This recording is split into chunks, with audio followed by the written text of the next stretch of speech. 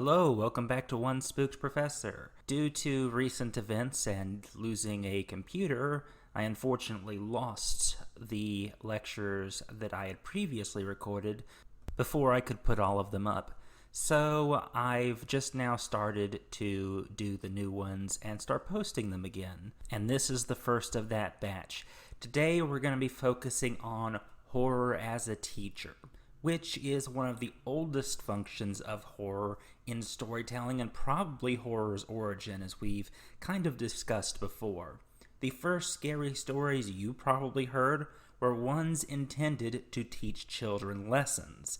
And if you ever watched that TV show Scared Straight, it functions along the same basic principle. Now, there is no evidence that the Scared Straight programs actually work, at least as far as I know, and I'm no expert on that matter, but stories have been used to teach lessons pretty much as long as there have been stories. That's why we communicate in the first place. We're trying to share an idea with another, and many of those ideas we share are informational in nature. We're trying to teach someone something, whether you're trying to teach a kid what to do, what not to do, or tell an adult how to perform a task, or even when you're a baby, using your screams to tell people you're not happy because you can't use your words right. In storytelling, the function is a little bit more complicated, and it's constructed into a narrative. Narratives are just as purpose-driven as conversations, probably even more so sometimes. When a person tells a story to entertain you, the purpose is to entertain. When someone tells you a story to teach you a lesson, that lesson is the purpose. And one of the principal human emotions is fear. Thus, fear is a tool to teach lessons. Take the story of the boy who cried wolf. I almost wanted to call it Peter and the Wolf there for a second, but that's a whole different story. In The Boy Who Cried Wolf, you have this boy who is sent to look after the flock, and he gets bored, so he goes, "Wolf, wolf," and the villagers come running, and he goes, "Ah, ha, ha, I tricked you," and they grumpily walk off. Well, the boy does it again, and they come running back, "No wolf." He does it again, they come running back, "No wolf."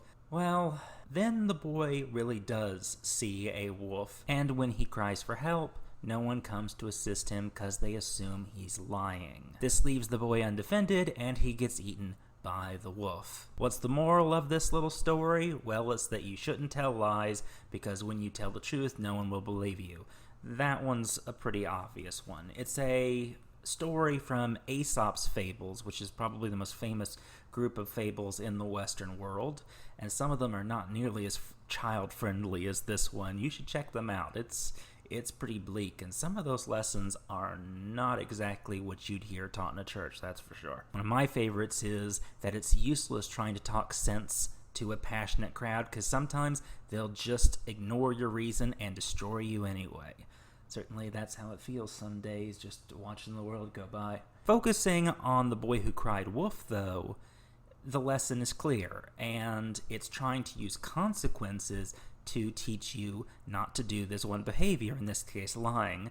Now, anyone with a critical mind could probably look at this story and go, there are a few flaws here. For one, why have the boy watch the flock if you're not going to listen to him anymore in the first place? Just switch him out for another child and give him another job. Why leave him there when you know there are wolves around and he could be eaten if you're not going to help him? It completely makes him useless in his role. You could also go with the lesson, hey, pick someone trustworthy for guard duty rather than a stupid kid. The hey, I've got a better idea is usually a big problem for stories like this that have this function, but you can still see the basic mechanism at work. Fear has played a role in parables, fables, allegories. It is one of the essential tools of storytelling. And naturally, the horror story evolved from these sorts of stories. Thus, the legacy of the story to teach a lesson has lived on in the horror genre, even when people are unaware of the meaning behind the tropes they're mimicking. Take The Slut Always Dies First. This is probably one you're familiar with if you've ever watched a monster movie or a slasher movie in the US. You've got the pair of teenagers who strip off all their clothes and early on the film, neck for a while, and then someone goes, hey, do you hear that? Monster shows up, eats them. There you go. There are several reasons why this trope exists. The first one is that many cultures throughout history denounce unsanctioned sex, usually premarital, as a sin or something you shouldn't do.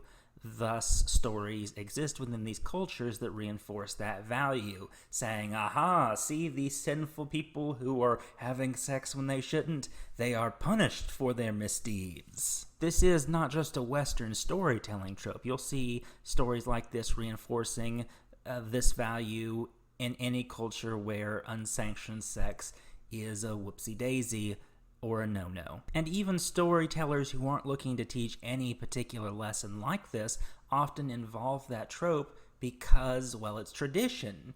And from a practical level, you could also see the commentary that, hey, when you have sex, you're especially vulnerable, especially if you go outside the protection of the house or civilization. So you could take it as a secular sort of warning that, hey, you shouldn't make yourself vulnerable, as there have been serial killers who have preyed on lovers' lanes. You've got these people out here who aren't necessarily prepared for the attack. Their focus is on something else, whether it's the boozies or the dick, and they are prey. The people, I mean, not the boozies or dicks that may or may not be attached to them. This death by sex trope most often targets women because women are the ones that you can keep track of. This is why many societies have been much stricter on women sexually than men, other than, of course, other cultural issues. But it is very easy to figure out who a child belongs to, at the very least on the mother's side, when she is the one that has the baby.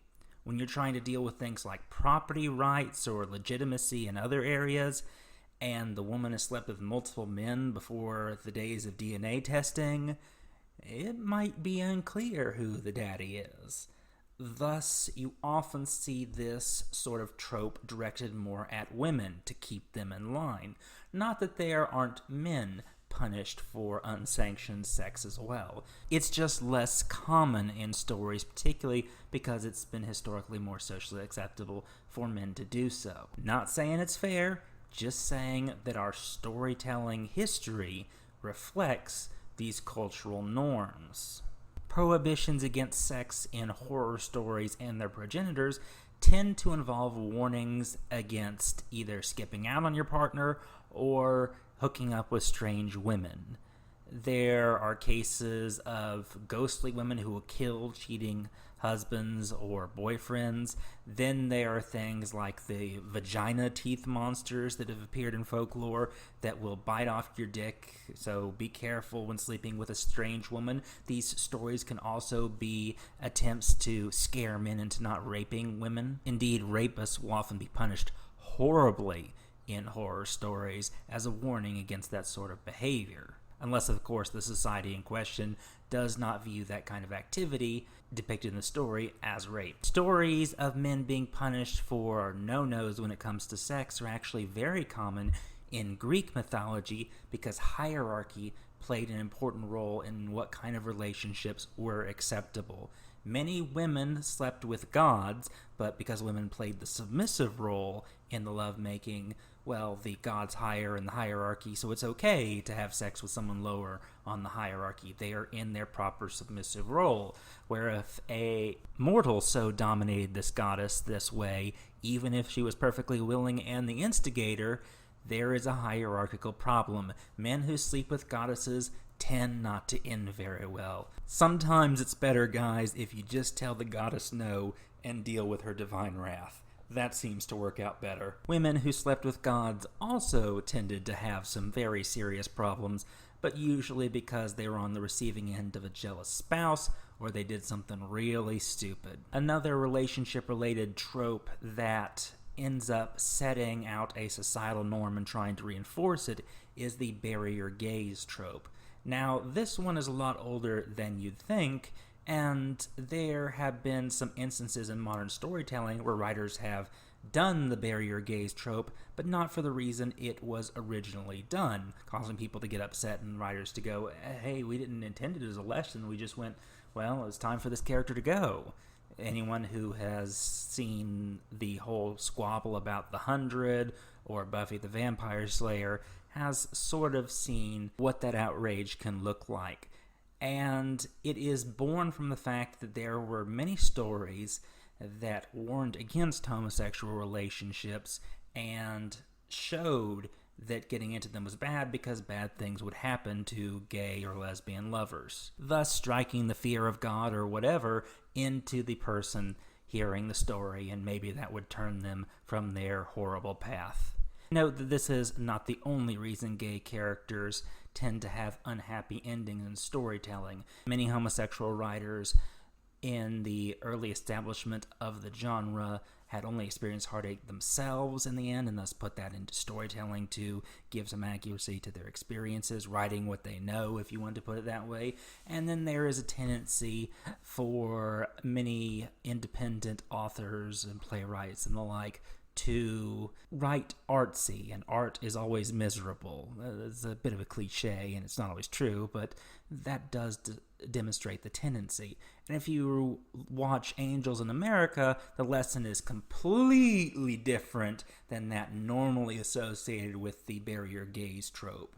And it's all about the AIDS epidemic. Check it out if you don't mind watching a very bleak play. And if you're noticing that many of these stories that use fear as a tool all uphold a certain value system, then you are also noting their function in culture. This is why many people have accused the horror genre as being strangely conservative.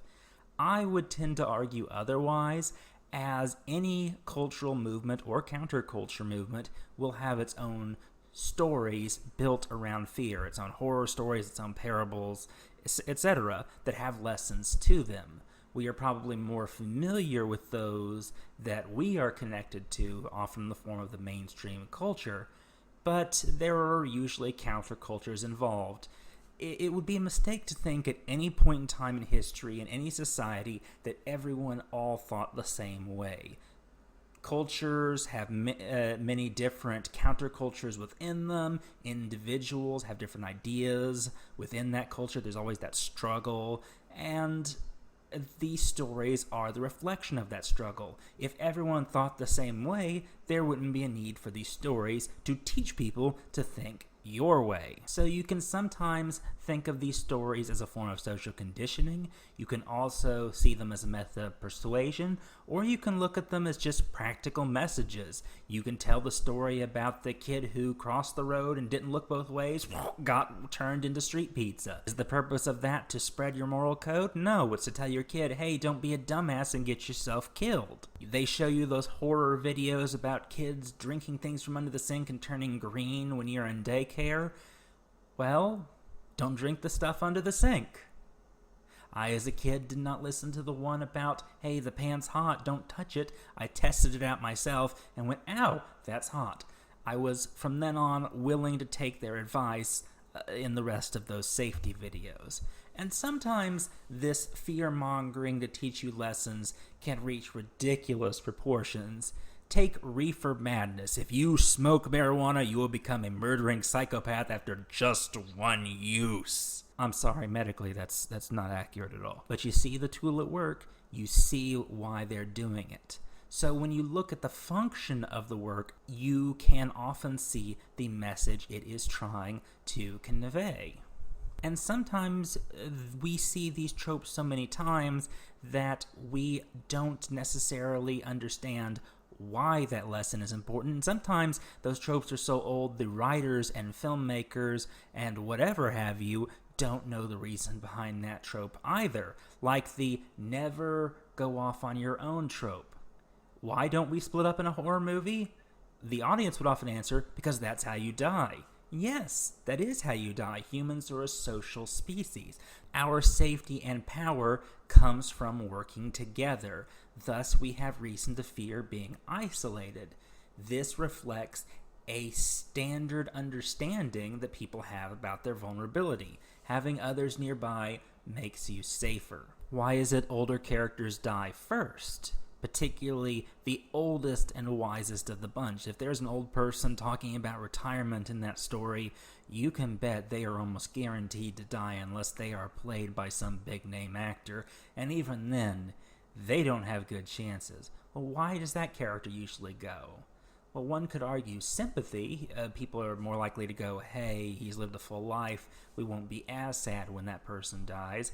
But it also reflects the reality of accepting that the eldest members of our community are the most likely to die, and thus we should be used to that fact and ready to carry on after their wisdom has passed.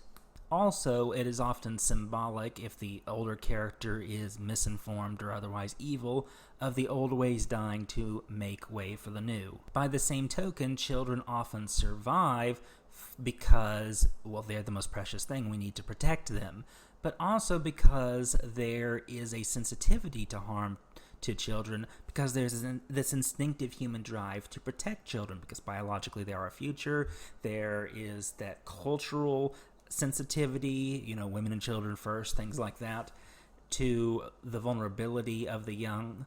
So they're more likely to make it, A, so that people don't walk out in the movie, B, because you understand that they need protection and the story should reflect this, which is why I had a hell of a laugh when in Feast the kid was one of the first ones to go. Maybe I shouldn't say that was my reaction, but I think it really was intended to make you laugh, since they said at the beginning, the kid, life expectancy, a long, happy life. I think the only one that died before him was the hero, and maybe one other random guy. The upsetting of traditions of who survived and who doesn't was probably the whole point of that beginning sequence. If you really want to get into the very nature of these stories, let's take a look at what kinds of people find themselves in a horror story most of the time. They're the idiots, they're the misfits, they're the criminals, they're the ones who do something so stupid that we have to scream, why would you do this?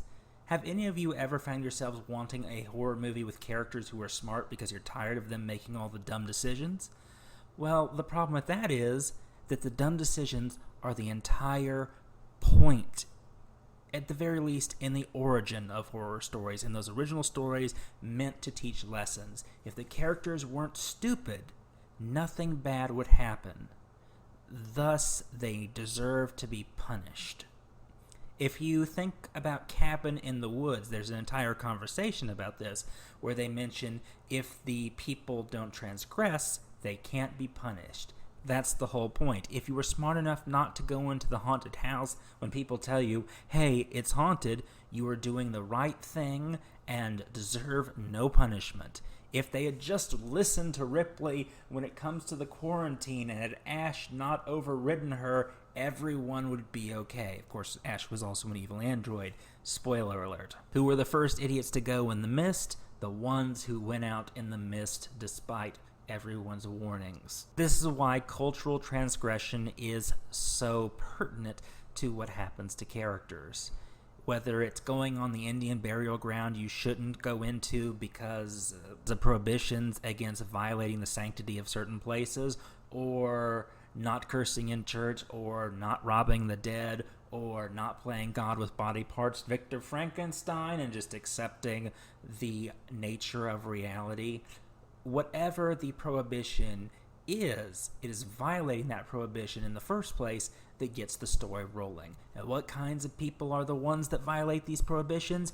Usually the morons or the immoral. You can see this in the stories of Krampus, or the movie Krampus. Who does Krampus come after? Well, those bad kids, or those who have lost faith in the power of Christmas. Evil Santa Claus with goat features is coming to town. Even if you take this all the way back to the days of Greek drama, when these plays were also used to teach the citizens of Athens, and our understanding of Greek culture and literature is largely Athens-centric, what they needed to know.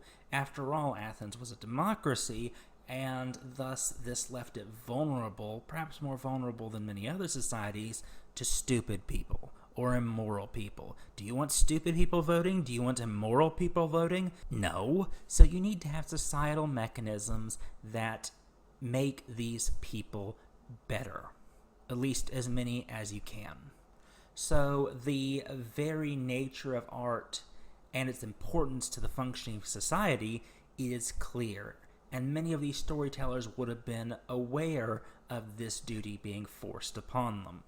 That's also why satires became a thing. You would attack things you considered evil, immoral, or stupid, and then unveil it for all others to see.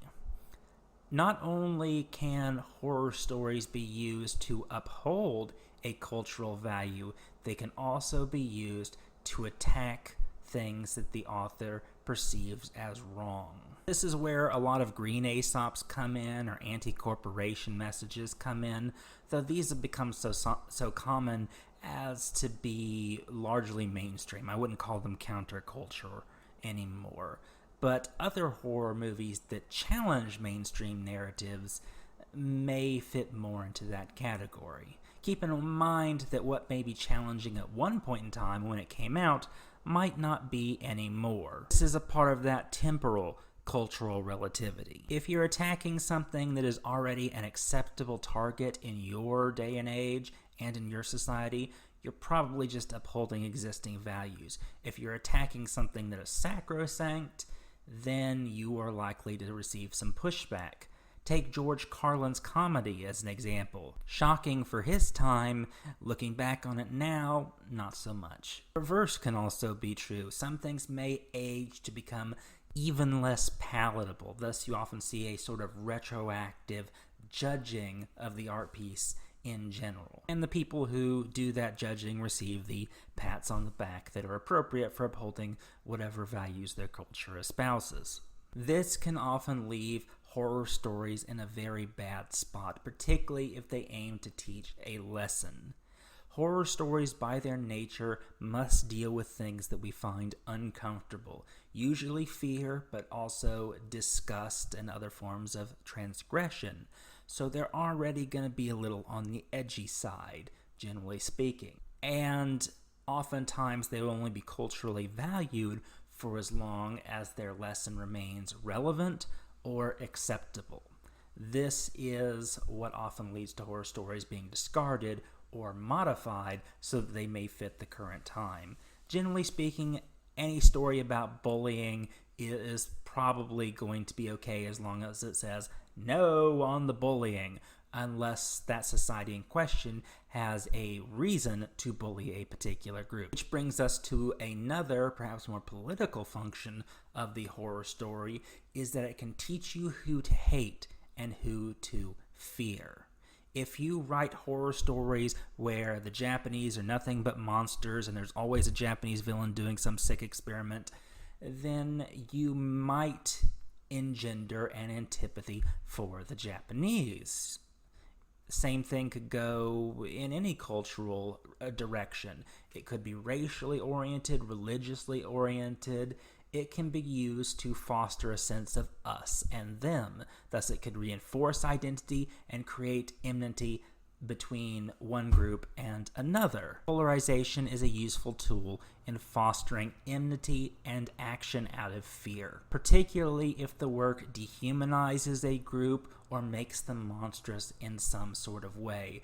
It's telling you who the enemies are and making it more okay to hate them, or fear them, as the case may be. On the other hand, horror stories can also be used to reinforce togetherness and the like. It's all about whatever value the storyteller is trying to espouse. And the reaction to that story within its cultural context will often be dependent upon what the goals of the author are versus the mainstream values of that culture or counterculture that the story is a part of. Take a look at the reaction to Jordan Peele's Get Out or Us. These were largely critically praised as having important lessons to teach us and for being well-made movies, and they were definitely very well shot. Do you think that these movies would have received that same critical praise in the 1950s? Probably not. At the very least, not from mainstream critics. It hit audiences that were prepared to receive its message, in addition to those that weren't. But it had enough who were ready for it and willing to accept it that it got the reaction it did. On the other hand, you have some movies that weren't appreciated in their time, but became appreciated later. And sometimes the other way around, movies that we go in, oh, that was amazing at the time, and then look back on it going, oh, well, that did not age well. No. Thus, context becomes an important tool in understanding how messages work in horror. If you understand how the story was made, what the author's trying to say or warn against or teach, you begin to see how it works a bit better.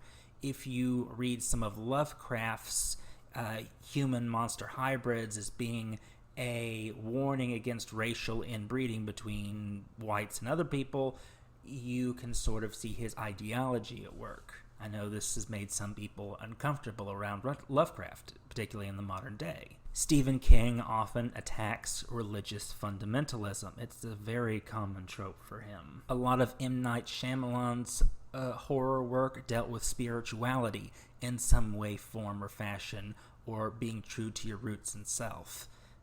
Except for The Happening. I don't know what the fuck happened with that. What was that? Nothing happened in The Happening. At least by the end. What was... never mind, I'm not even going to go into that crazy mess. Note that not all horror stories that purport to have a message actually care about that message or really have anything important to say. Sometimes horror movies and books and plays and whatever genre you might want to deal with simply use a morality tale as an excuse to justify their existence. This is particularly the case in horror works that push the envelope of what is morally acceptable. You want to make a movie about torturing people? Well, how do you get that to be accepted by mainstream audiences? You tell them it's got an important message. That justifies it. That makes it all okay. If you make something politically acceptable or otherwise palatable, they can look past what they would normally not be willing to look past. This is what a lot of horror writers had to deal with in times of cultural censorship. Whether it was the church censoring people, whether it was political groups that were secular in nature that sought to destroy ideas that were unacceptable to them, the fact remains that these authors had to justify themselves to avoid punishment. Thus, you'll often see really bad movies trying to claim that they have value because of this message.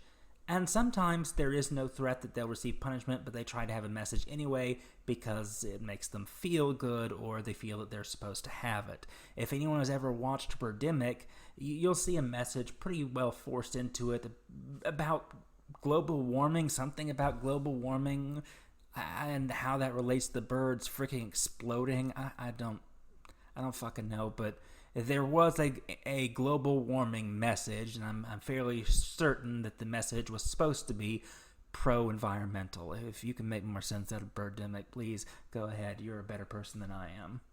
The fact of the matter remains that morality policing has often been a thing, and it's been directed at horror more than just about any other genre except for perhaps porn, because of the boundaries that horror presses. Now, the censorship can take many different political forms, and it's been a fairly constant force throughout human history. You often saw it from the church in Europe, and when I was growing up in Texas, it generally took a Christian religious form of, oh, well, God's not okay with that.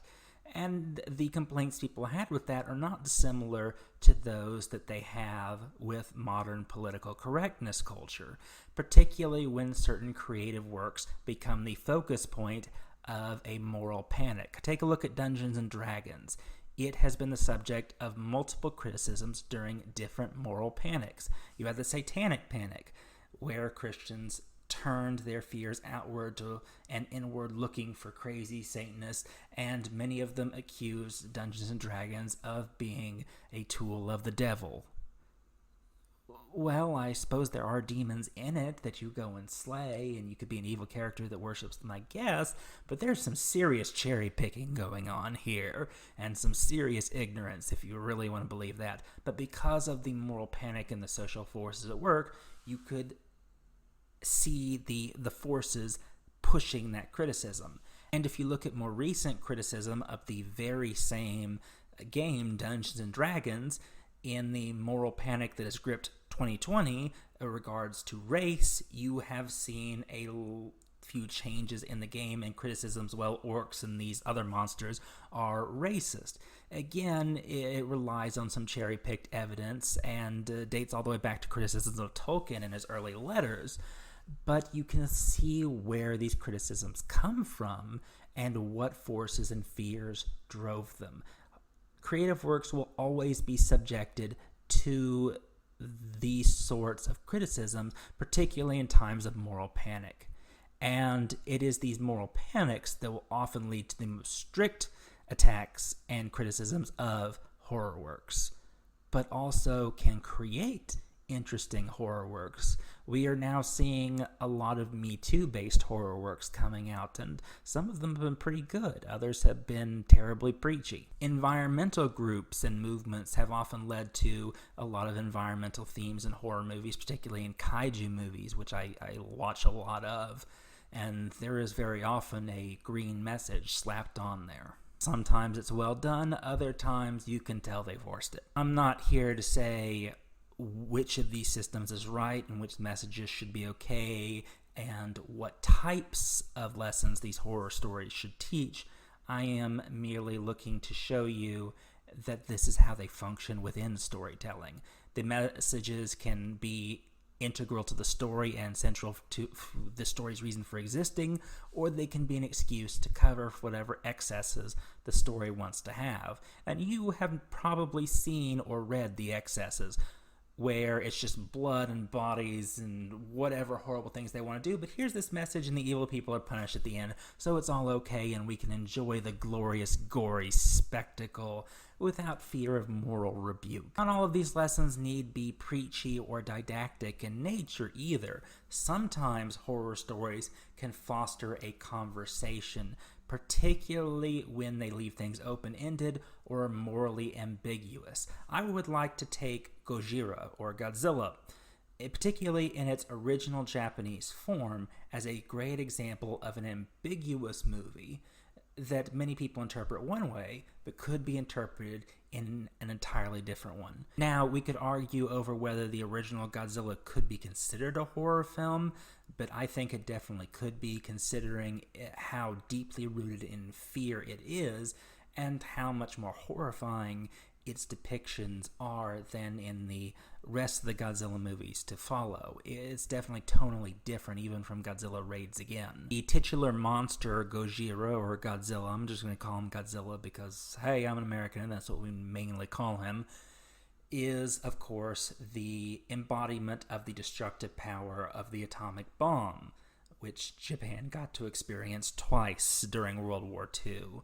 And considering this work came in the post-World War II years, when it was a bit of a no-no to criticize the U.S. due to Japanese and U.S., let's just say, interactions at the time, a monster movie became one of the most viable options to really discuss the horrors of the war and what happened. And when Godzilla comes stomping through Japan, it leaves devastation and radiation poisoning in its wake. The scenes where you see the children praying and the camera going over the wounded and dying who survived the monster's initial attacks is pretty, I'm going to go with emotional. I think that's the proper word for it. It still sticks with me, and even as I'm saying this, I have the prayer song going through my head right now. The memory's so vivid. It would be easy to take this movie as a atomic weapons are bad sort of movie, and indeed it shows you all the evils of atomic warfare. However, I would also like to point out that Godzilla is not stopped by conventional means. Instead, Godzilla is defeated by the oxygen destroyer created by Dr. Shirazawa. Dr. Shirazawa does not want to share the secrets of the Oxygen Destroyer or use it against Godzilla at first, and it is only the prayers of the children and seeing the devastation that causes him to relent and use a weapon of mass destruction to stop the embodiment of a weapon of mass destruction. So, what is the moral claim here? This movie shows us all the horror of WMDs and warfare, and yet the only way the movie stops that is with a WMD. Now, the doctor kills himself to prevent the secret from ever being used again, but the main characters admit the atomic jar is opened, and what's to stop the next Godzilla or the next horrible thing that comes along? This doesn't just say nuclear weapons bad, it also acknowledges the use of WMDs in the face of the truly terrible. This creates a moral conversation. It is an artistic rendering of a dilemma, full with the ugly truth of mankind, and what we take from that is our own. And I think that's part of why that movie was so meaningful. And there are many other movies like it that start conversations rather than just make you listen and either obey or disobey. And I think it's something that it has over all the other Godzilla movies that come after it. Horror stories or other kinds of stories that use fear as one of their central mechanisms can also present us with dilemmas that they have no clear answer for, but still point out weaknesses or flaws in our society that should make us question our solid footing in the world. Take many of the post-apocalyptic stories that often occur because of something small that has big ramifications, or the removal of a central part of society that we simply don't think about all that often. These sorts of stories make us aware of our own vulnerabilities, and while they can be entertaining because of that, they can also force us to come to grips with reality. Similarly, horror stories can often embody a society's fears, so you know what sorts of problems they are dealing with, what their anxieties are, and in a way, people's fears define them as much as anything else. Take a look at fears of technology that have been a staple of fiction pretty much since the Industrial Revolution, when we saw widespread chaos because of rapid technological change. Many people lost their jobs, it changed warfare, led to a lot of bloodshed, and our population keeps rising because of our medical discoveries and our agricultural discoveries. I mean, I'm appreciative of Norman Borlaug, but there are some very real threats that changing technology can bring, whether it's in the form of AI and horror stories that deal with the perils of getting too technologically advanced, or of stories where people break the natural laws with things like Frankenstein, or play around with technology they should have used safely and create super viruses and things like that. We are dealing with our fears of the unknown. This is also interesting because that's often where society puts their monsters in the story. We embody our fears as them. That's why we've moved the monsters from the corners of the map, which we've already explored, to space, or to under the sea, or to people, because those are the places that we've left to hide them in. And when you focus on a society's anxieties, you will often see what they are too afraid to address, or what they know they should address. Again, this is why green horror films have become and stayed so popular, because we're aware of the environmental strain we're putting on the planet, and the problems have remained, so on and so forth. So with these questions can also come tentative attempts at answers, which will either reaffirm or challenge existing values. All of this taking place in this little oven we call the horror genre, where every philosophical and moral and practical quandary can come together to create a story. This is why I find horror stories so powerful. They can literally be involved in every major aspect of human existence, criticize anything, teach anything, be involved in anything. and often give us a cool monster to boot, so I'm perhaps more willing to listen to that than I am to someone preaching at me for 15 minutes. And before we go off, I would also like to point out that horror stories and their roles to teach or scare or motivate also appear in the form of non-fiction stories. If you watch the news where they attempt to use fear to motivate you one way politically or another, or selectively put events together to give you a simple narrative to make you see their view, you are engaging in witnessing that same sort of process we've just described. Not all of these horror stories are based in fiction. We can tell true stories, or relatively true stories, depending on how close to fact the storyteller puts us, that are intended to teach lessons or fulfill any of the functions that we have just discussed. And if you've seen anything of the real world, from looking at serial killers to just what normal people can do to each other, there are a lot of lessons that we can learn and often don't. So the next time you're watching CNN, MSNBC, BBC, Fox News, whatever, keep your eye out for when they roll out the next nonfiction horror story, or maybe the absolute fiction horror story, depending on what details they're rolling with. Anyway, I hope that this was informative and not just repeating things you already knew. And I'm sure most of you are already familiar with a lot of this. I just hope that I presented it in such a way as to give you a different look at it, and to point out the relativity of a lot of this storytelling, how perspective and culture change what we view as scary or what we need to be afraid of, and what ends we put it to. Stories are naturally constructed in nature. Human beings and their minds are what create the links that make a narrative. Events can happen without humans being present, but when you attach causality between the events, you create a narrative with a beginning and end. And when you use fear as your central mechanism, it's got a fear-based story. And you can start to see why these constructions function the way they do. Anyway, I think that this will be it for this episode, and I'm glad to be getting back to it. Hopefully the next one should be rolling out fairly soon. I hope you're all doing well. Take care.